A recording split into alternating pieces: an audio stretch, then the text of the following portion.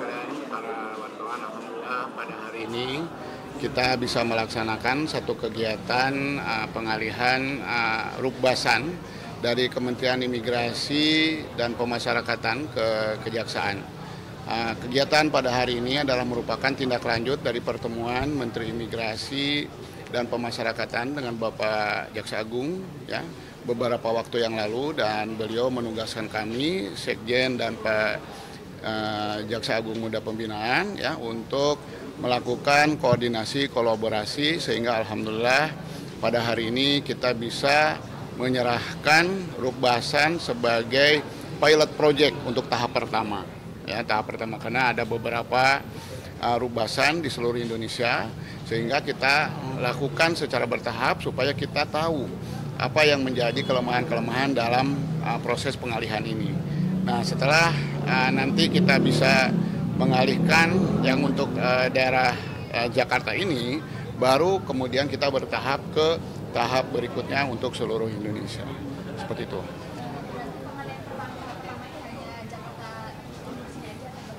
Ini Jakarta saja di sini.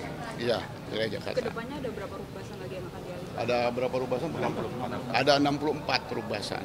Di seluruh Indonesia? Seluruh Indonesia, seperti itu. Nanti di bawah Kejaksaan atau di bawah BPK? Untuk pengelolaan barang bukti di bawah Badan Pemberantasan Aset. Iya. Nanti dikelola BPA? Iya, oleh BPA. Pak Amir? Iya. Nanti di sini nanti hanya untuk barang bukti dari Kejaksaan aja atau ada dari KPK mungkin? Keseluruhan, karena rukbasan ini kan keseluruhan. Jadi dari tingkat penyidikan, mungkin dari kepolisian atau instansi lain juga KPK bisa menitipkan di Tadi kan ada mobil yang punya tersangkanya KPK. Ya, memang rukbasan ini untuk barang sitaan dan barang rampasan negara, jadi boleh. Untuk yang di Cipinang hari ini, untuk kamu boleh mungkin dirinci lagi Pak, rukbasannya apakah hanya barang kendaraan bermotor atau emas, dokumen, dan luxury goods lainnya juga? Yang tahu siapa Pak ini? Isinya. Ketua. Gimana Pak? Isinya apa? Isinya. Kapasitas rukbasan yang diserah terimakan hari ini itu berupa barang rampasan saja, kayak pegawai, SDM, sama mobil, motor, itu aja. kapasitasnya Pak? Jumlah barang. Jumlah barang semuanya ada kurang lebih ada 90 item. Dan bisa menampung berapa Pak? Ini kurang lebih ada 40 mobil lah kalau di sini. Kurang lebih. Sama gudang terbuka. Kita juga ada gudang terbuka juga di Gudang terbukanya di lapas. belakang lapas. Oke, ya. Sistemnya setelah disita nantinya untuk pemulihan asetnya bagaimana? Dijual di lelangnya itu sistemnya nanti bagaimana Pak? Jadi begini, untuk barang bukti yang jadi sudah dinyatakan dalam putusan dirampas untuk negara inkrah, itu BPA yang melelang. Ya. Lelangnya terbuka, kecuali barang yang nilainya di bawah 35 juta itu bisa dijual langsung, tetapi di atas 35 juta berdasarkan peraturan Menteri Keuangan itu harus dilelang secara terbuka. Setelah inkrah Pak ya? Iya, kalau belum inkrah bisa, tapi itu namanya pelelangan berdasarkan pasal 45 KUHP, tapi tentu saja harus juga itu untuk barang-barang yang mudah rusak, bernilai tinggi. Nah, untuk mengurangi risiko maka mungkin seizin pemilik barang itu bisa dilelang, dan nanti kalau putusannya dirampas negara ya disetor dengan kas negara, tapi kalau misalkan kembali kepada pemilik, hasil lelang itu dikembalikan kepada pemilik. Pak, dengan pengalihan ini kan barang-barangnya tidak dirawat dan nilai ekonominya jadi turun. Apakah Kejaksaan bisa memastikan untuk yang dikelola Kejaksaan nanti bisa lebih baik atau? Saya kira semua berusaha untuk menjadi lebih baik ya, tetapi banyak faktor yang mempengaruhi. Ya mungkin kalau lihat di sini ya, mungkin tempatnya juga itu di sebelah itu bocor, bukan karena itu, mungkin juga masalah anggaran juga itu perlu, karena merawat barang bukti itu tidak murah ya, seperti barang-barang sitaan sekarang yang mobil-mobil mewah itu kita rawat dengan baik, itu kira-kira satu mobil itu biayanya sekitar 5 juta sebulan. Nah, bayangkan saja kalau misalnya ratusan mobil, kemudian mungkin beberapa tahun kira-kira berapa, anggaran kita yang ada berapa. Jadi, tapi kita bahwa semangat kita semua pegawai Rubasan akan merawat mobil sebaik-baiknya. Oleh karena itu maka tadi untuk mobil-mobil yang mewah misalkan itu perlu kesadaran pemiliknya bisa dilelang secara pasal 45 tadi sehingga mengurangi biaya dan juga mengurangi risiko penurunan nilai. Terima kasih. Ketiga nih Pak, kemarin kan banyak dari tersangka Arianto misalnya mobil-mobil mewah itu dititipkan di pihak ketiga atau bagaimana Pak? Kan selama ini diundang di pihak ketiga. Ya itu makanya kita baru nyari formulasi yang baik sehingga mobil itu tidak, kalau bisa tidak turun nilainya ya seperti itu. Jadi memang banyak hal yang harus diselesaikan. Ya. Jadi kan bakal nambah Rubasan sendiri atau tetap itu? Insya Allah kami berusaha untuk menambah Rubasan. Ya, itu. Tapi itu nanti. Kami semua tergantung nanti kita lihat ya. Tapi tolong dibantu kawan-kawan dari media bagaimana nanti bisa mengelola barang rampasan, barang bukti dengan baik. Nanti tanya Pak Kapus. Ini Pak Kapus nih. Nah ini yang sekarang sudah bikin poin.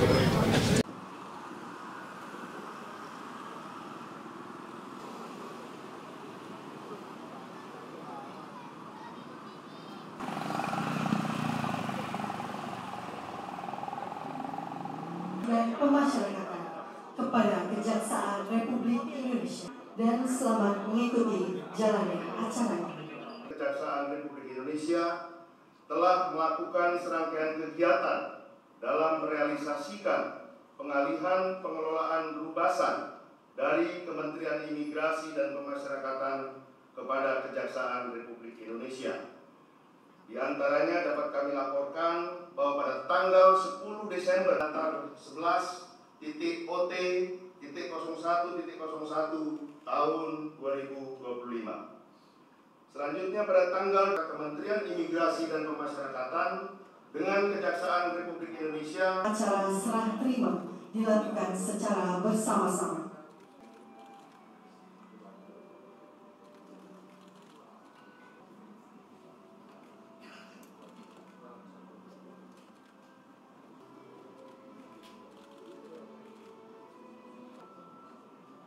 Dilanjutkan dengan foto.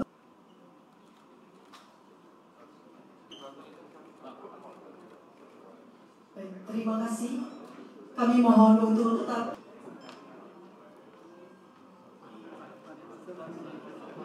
didampingi oleh Sekretaris Jenderal.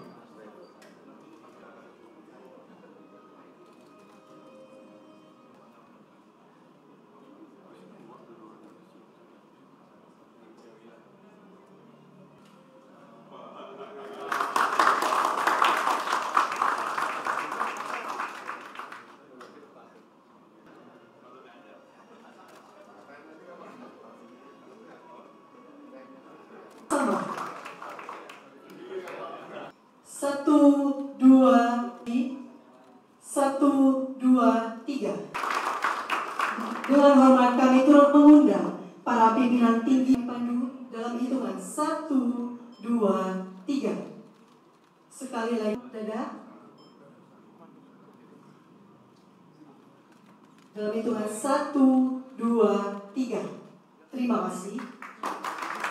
Dr. Sunarta, Jaksa Agung Muda Bidang Intelijen yang diwakili, yang dilakukan untuk menciptakan tata kelola yang efektif dan efisien dalam pengelolaan manajemen Rubasan. Sebagaimana kita ketahui bersama, Kejaksaan Republik Indonesia sebagai lembaga penuntut umum memiliki kewenangan penuh dalam proses penyidikan dan penuntutan perkara. Dengan pengalihan ini diharapkan akan terjadi sinergi yang kuat dalam pengelolaan barang bukti dan rampasan negara, mulai dari proses penyitaan hingga eksekusi putusan pengadilan, serta meningkatkan akuntabilitas. Khusus Jakarta dan hadirin sekalian yang berbahagia. Pertama-tama, mari kita panjatkan disebut keadaan Kota.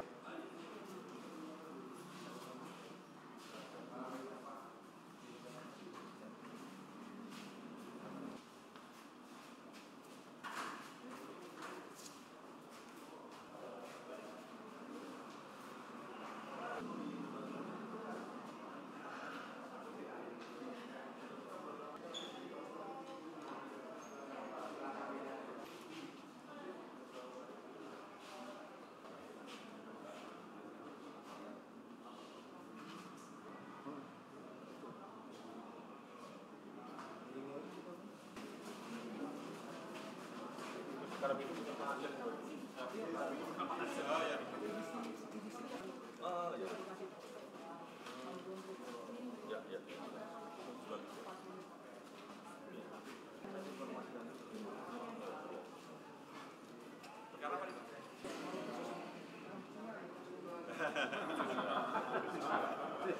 itu rongsor.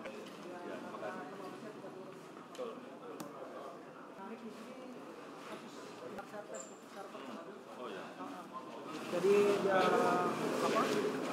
Kayak kasus itu, gitu dikirim ke bank, mau bikin bank tapi belum ketangkep. Apa? Sama ada dia apa? Buka salon Pak. Ya. Buka salon. Peralatannya dia. Mandi uang itu. Oh ya, nyucinya ya. Nah ini termasuknya ya. Ada 13 unit yang diskes. Nanti nextnya untuk barang bukti yang ngelola beliau itu Kepala Badan Perlindungan Aset. Iya, siap Pak Amerianto yang ngelola nanti. Iya siap Pak. Iya siap Pak. Ya Pak. Siap. Iya siap Pak.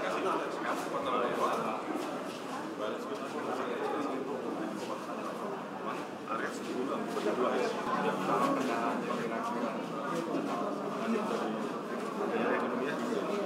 Sampai nanti tambah kita tanggung jawab. Untuk pembiaran ini berapa nih Pak?